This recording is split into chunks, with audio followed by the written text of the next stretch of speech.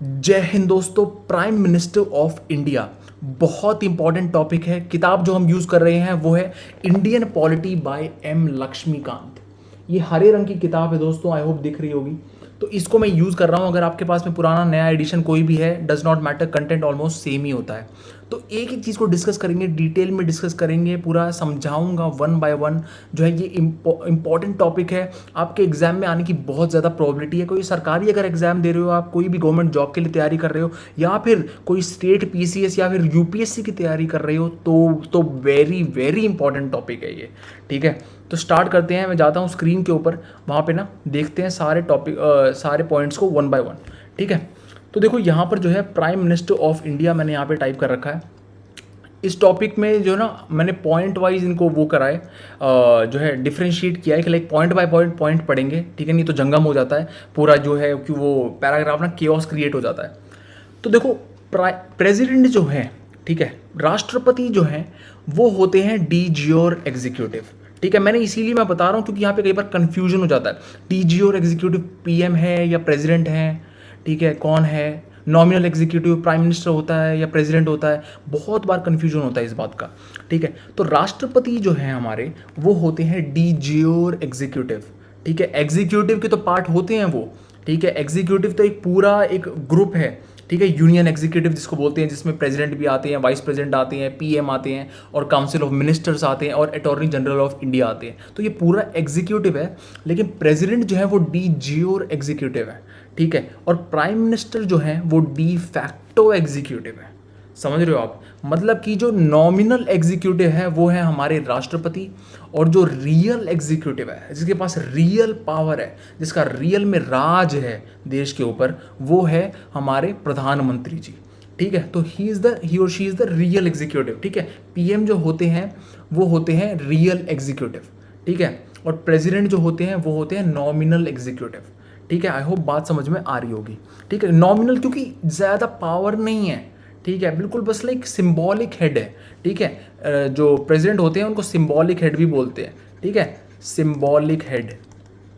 I hope कि आपने पहले भी ये पढ़ा होगा। ठीक है, मेरे प्रेसिडेंट के वीडियोस मैंने बना दिए हैं ऑलरेडी, उसमें जाकर देख लेना, सब कुछ मैंने डिटेल में बताया है। ठीक है, तो प्रेसिडेंट जो है वो नॉमिनल उस चीज़ को बोलते हैं, नॉमिनल बस थोड़ा बहुत। ठीक है, ज़्यादा ज़्यादा वो नहीं, ज़्यादा इंपॉर्टेंट नहीं। ठीक है, जिसको ज़्यादा इंपॉर्टेंस नहीं दी जाती। ठीक है, नॉमिनल नहीं, नॉमिनल एग्जीक्यूटिव। ठीक है, और जो पीएम है वो है रियल एग्जीक्यूटिव, रियल पावर, राज। ठीक है, अब प्रेसिडेंट जो होते हैं वो होते हैं हेड ऑफ द स्टेट। ठीक है, जो इंडिया को रिप्रेजेंट करते हैं। ठीक है, इंडिया जो है इंटरनेशनल फोरम्स में जो है प्रेसिडेंट के द्वारा रिप्रेजेंट होता है। ठीक है, यानी मतलब कि अगर आप देखो, कोई भी फॉर्मल डिसीजंस जो हैं इंडियन गवर्नमेंट के, ठीक है, वो पीएम के नाम पर नहीं, वो प्रेसिडेंट के नाम पर लिए जाते हैं। आई होप बात समझ में आ रही होगी। डिप्लोमेट्स होते हैं आपके, जो हाई कमिश्नर होते हैं, उनको रिसीव कौन करता है, उनको भेजता कौन है? प्रेसिडेंट करते हैं। ठीक है, तो फर्स्ट सिटीजन ऑफ इंडिया कौन है? प्रेसिडेंट है, पीएम नहीं है। ठीक है, president of India is the first citizen of India. ठीक है, हेड ऑफ द स्टेट। तो आई होप बात समझ में आ रही होगी। लेकिन अगर पावर की बात करें, पावर, ठीक है, अगर गवर्नमेंट की बात करें, अगर गवर्न करने की बात करें, राज करने की बात करें, तो प्रधानमंत्री जो हैं वो आते हैं सबसे ऊपर। ठीक है, he is the head of the government, PM he और शी।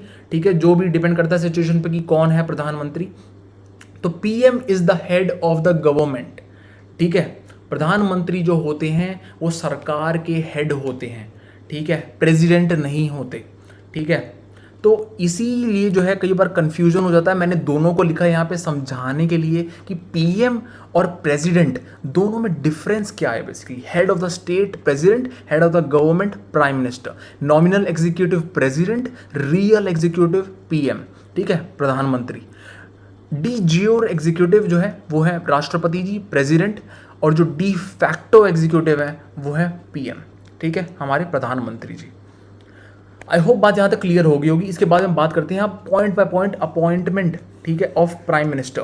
अपॉइंटमेंट की बात करते हैं, कैसे वो अपॉइंट होते हैं। देखो कॉन्स्टिट्यूशन ने बेसिकली कोई तरीका ऐसा नहीं बताया, कोई प्रोसीजर नहीं बताया कि भाई ऐसे जो है पीएम का सिलेक्शन होता है, इस प्रकार से ये प्रोसीजर आपको फॉलो करना है, तब जो है इन ऐसे पीएम का सिलेक्शन होएगा। ऐसा कुछ भी मेंशन नहीं कर रखा कॉन्स्टिट्यूशन में, भारत के संविधान में। ठीक है, बस एक आर्टिकल 75 दे रखा है वहाँ पर, और आर्टिकल 75 जो है उसमें ये लिख रखा है कि PM shall be appointed by the president. ठीक है, और भी लिख रखा है यहाँ पे कि PM shall be appointed by the president, और फिर council of minister shall be appointed by the president on the advice of PM. ठीक है, तो ये भी जो है आगे हम डिस्कस करेंगे, आर्टिकल 75 को आखिरी में डिस्कस करेंगे। लेकिन यहाँ पर जो है आपको इतना समझना है कि PM shall be appointed by the president, ये लिख रखा है भारत के संविधान में आर्टिकल 75 में। ठीक है, आर्टिकल 75 में। और आर्टिकल 52 से 78 तक अगर आप देखोगे, आर्टिकल 52 से 78 in part 5 of the constitution, Indian constitution बताता है यूनियन एग्जीक्यूटिव को। क्वेश्चन आ जाता है बार बार। ठीक है, आर्टिकल 52 से 78 किसको बताता है? ठीक है यार, जो यूनियन एग्जीक्यूटिव है कौन से पार्ट में दे रखा है? वो भारतीय कॉन्स्टिट्यूशन में पार्ट 5 में दे रखा है। ठीक है, आर्टिकल 52 टू 78।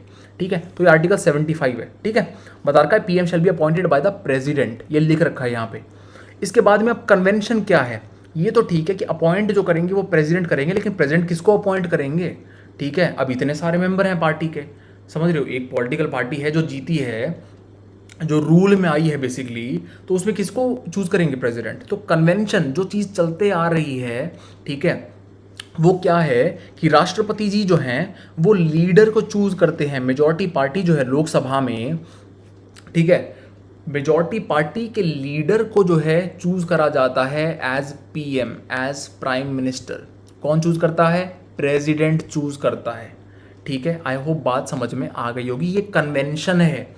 ठीक है, ये कि मतलब चलते आ रहा है, एक रिवाज समझ लो कि प्रेसिडेंट जो है हमेशा उन्हीं को इलेक्ट करता है जो लीडर की, मेजॉरिटी पार्टी जो जीती है, जो पावर में आई है, उसके जो लीडर है, उसके जो हेड हैं, ठीक है, लोकसभा में, उनको जो है चूज करता है। ठीक है, as a PM, as a prime minister.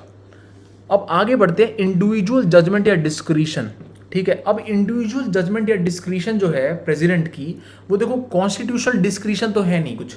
ठीक है, कि कॉन्स्टिट्यूशन में तो कुछ मैंने कभी कहीं मेंशन नहीं कर रखा कि जो प्रेसिडेंट है उनको अपना दिमाग लगाना है और उनको जो है अपनी मन मर्जी से सोचना है कि हाँ ऐसा करूँ या वैसा करूँ, ऐसा कहीं पर कोई मेंशन नहीं है।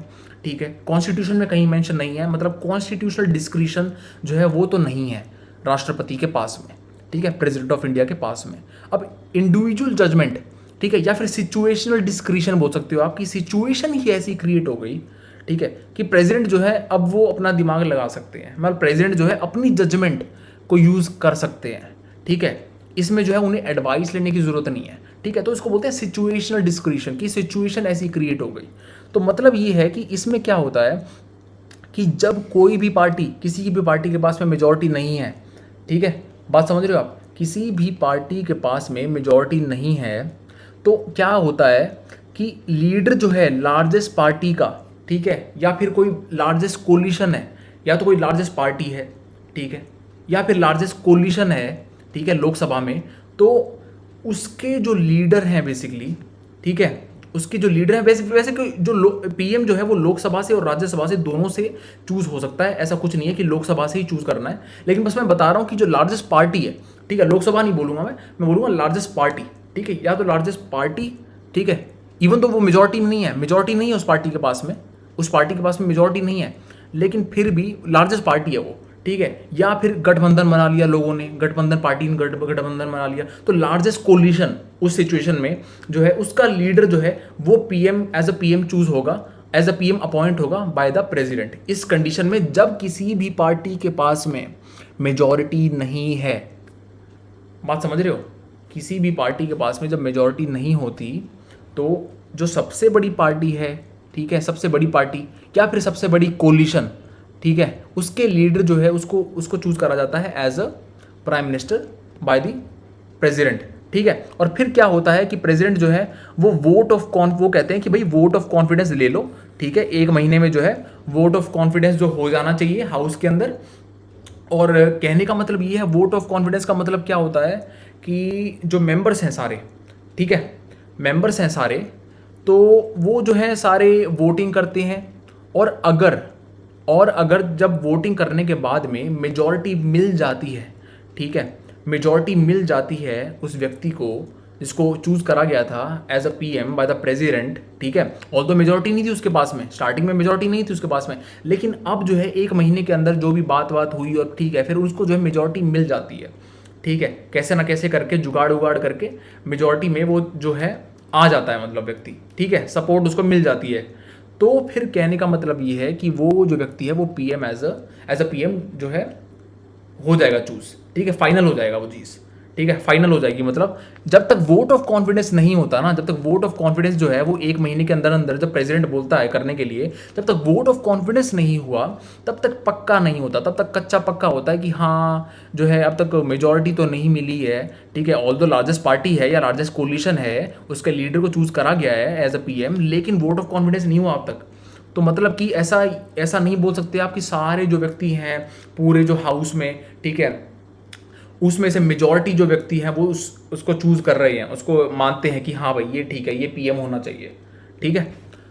दूसरी सिचुएशन कब आती है, जब पीएम जो है वो ऑफिस में जो है सडनली उनकी मृत्यु हो जाती है, ठीक है। तो दूसरी अनफॉर्चुनेट जो सर्कमस्टेंस कई बार क्रिएट हो जाता है कि पीएम जो है उनकी डेथ हो गई, ठीक है, सडनली। तो फिर क्या होता है कि जो वो होती है रूलिंग पार्टी जो होती है वो क्या करती है, एक नए लीडर को चूज करती है, ठीक है, और वो जो नया लीडर है प्रेसिडेंट को उसी व्यक्ति को जो है इलेक्ट चूज करना पड़ता है, अपॉइंट करना पड़ता है, मतलब एज अ पीएम, ठीक है, बात समझ में आ रही होगी।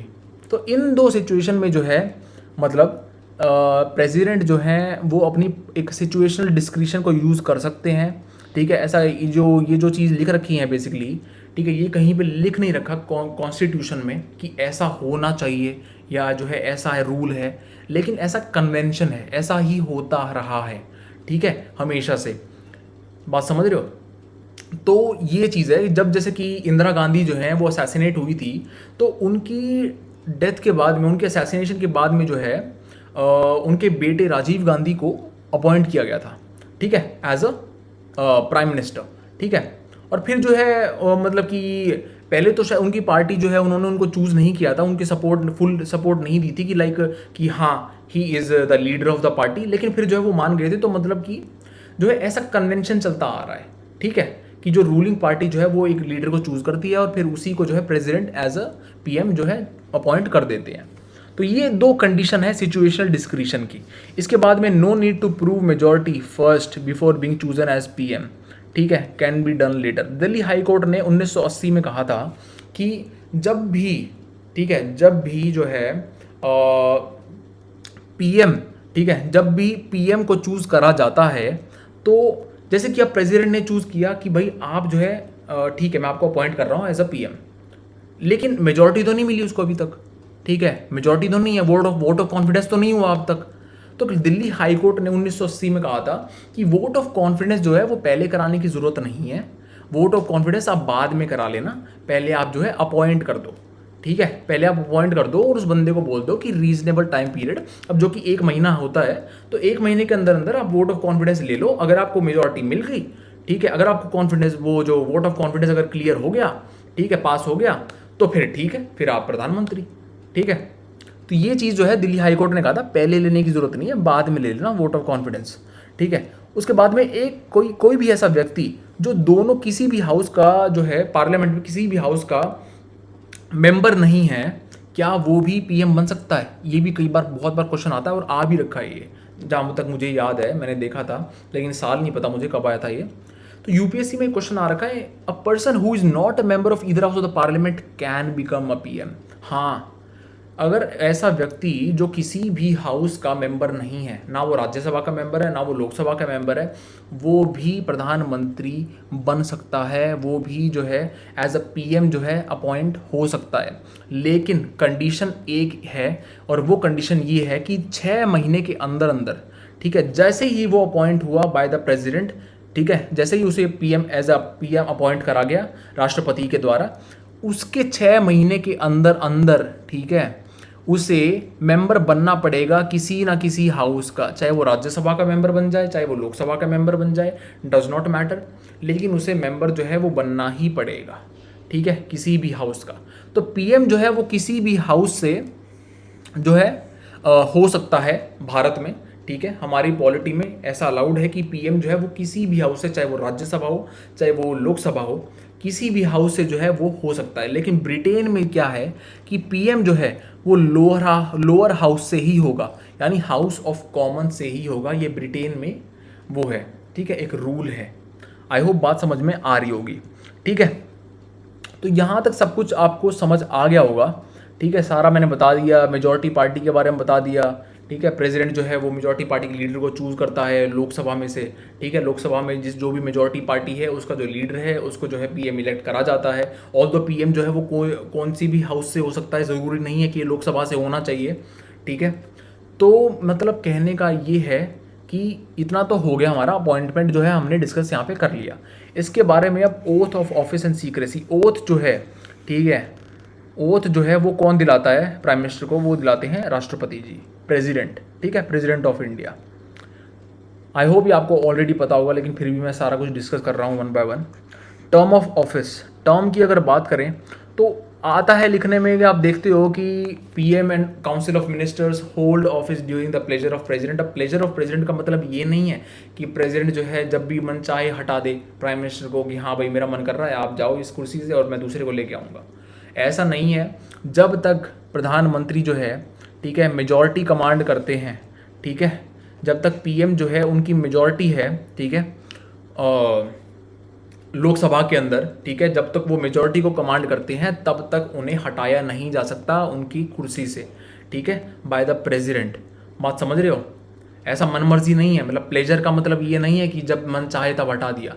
मेजॉरिटी है तो नहीं हटा सकते, अगर मेजॉरिटी नहीं है तो पीएम को रिजाइन करना पड़ेगा या फिर जो है प्रेसिडेंट उनको डिसमिस कर सकते हैं, ठीक है, अगर मेजॉरिटी नहीं है तो। उसके बाद में बात करते हैं सैलरी और अलाउंसेस की। Same as that of MP, किसी भी मेंबर ऑफ पार्लियामेंट के जितनी सैलरी होती है उतनी ही प्रधानमंत्री की भी होती है, ठीक है, सेम सैलरी। और कौन डिसाइड करता है? पार्लियामेंट डिसाइड करता है कितनी सैलरी होगी, ठीक है। इसके बाद में power and functions of PM, power and function of PM. अब बात करते हैं उनके रिलेशन। यहाँ पे रिलेशंस के बारे में दे रखा है लक्ष्मीकांत में कि रिलेशन जो है उनके अलग अलग कैसे हैं। तो पहले काउंसिल ऑफ मिनिस्टर्स के साथ में उनके रिलेशन देखते हैं कि प्रधानमंत्री के काउंसिल ऑफ मिनिस्टर्स के साथ में जो है रिलेशन कैसे होते हैं। सबसे पहली बात, पीएम जो है वो रिकमेंड करते हैं राष्ट्रपति जी को कि भाई ये व्यक्ति हैं जिनको मैं अपने उसमें जो है काउंसिल ऑफ मिनिस्टर्स, काउंसिल में जो है चूज़ करना चाहता हूँ, एज अ मिनिस्टर जो है उनको अपॉइंट करवाना चाहता हूँ, ठीक है। तो पीएम जो है वो एडवाइस करते हैं प्रेसिडेंट को, और प्रेसिडेंट जो है वो पीएम की एडवाइस पर ही अपॉइंट करते हैं मिनिस्टर्स को कि हाँ भाई आप जो है ट्रेड डिपार्टमेंट के मिनिस्टर हो, आप फलाने डिपार्टमेंट के मिनिस्टर हो, आप डिफेंस डिपार्टमेंट, डिफेंस मिनिस्ट्री के वो हो, ठीक है, हेड हो, समझ रहे हो? तो मतलब प्रेसिडेंट जो है वो पीएम की एडवाइस पर ही अपॉइंट करते हैं मिनिस्टर्स को, ठीक है, काउंसिल ऑफ मिनिस्टर्स को। इसके बाद में पीएम जो है वो एलोकेट करते हैं पोर्टफोलियो कि हाँ भाई इस व्यक्ति को जो है, ठीक है, एक तो आप मिनिस्टर अपॉइंट कर दो और इसको ये वाला पोर्टफोलियो दे दो, ठीक है। तो कहते हैं वो पीएम है पीछे से, लेकिन जो है वो जो चीज़ है बेसिकली, ठीक है, वो जो चीज़ है वो उनके बैकग्राउंड में, मतलब उनके कहने से होती है। प्रेसिडेंट जो है वो उनके कहने पर ही वो चीज़ करते हैं, ठीक है। उन्हें मिनिस्टर अपॉइंट करते हैं और जो पोर्टफोलियो जो भी है वो पीएम के कहने पर ही जो है उन्हें एलोकेट होता है, ठीक है, मिनिस्टर्स को। उसके बाद में पीएम जो है वो रीशफल भी कर सकते हैं पोर्टफोलियो को, समझ रहे हो? रीशफल करना मतलब कि आपके पास डिफेंस मिनिस्ट्री थी, ठीक है, लेकिन अब आप जो है ये वाली मिनिस्ट्री को संभालो, मैं जो है किसी और को देना चाहता हूँ, जैसे कि अभी हुआ ही था, ठीक है। तो ऐसे जो है पीएम रीशफल कर सकते हैं पोर्टफोलियो को, अदला बदली कर सकते हैं पोर्टफोलियो की मिनिस्टर्स के बीच में, ठीक है। कि आई होप कि मतलब कि जैसे बोलें कि आपको ये वाला जो पोर्टफोलियो है ये ठीक नहीं लग रहा, आप इसमें ज़्यादा बेटर करोगे तो आप ये वाला कार्यभार संभालो और मैं ये वाला जो है मिनिस्ट्री किसी और को देना चाहता हूँ। तो ऐसे पीएम कर सकते हैं। उसके बाद में ask a minister to resign और advise president to dismiss him in case of difference of opinion. मतलब ये कि वो या तो वो किसी भी मिनिस्टर को ऐसे कह सकते हैं कि भाई आप अपना रेजिग्नेशन दे दो, मैं चाहता हूं कि आप जो है हाउस में, मतलब एज अ मिनिस्टर आप सर्व ना करो, मैं किसी और को आपकी कुर्सी देना चाहता हूं क्योंकि वो जो है बेटर सर्व करेगा गवर्नमेंट को और लोगों को, ठीक है।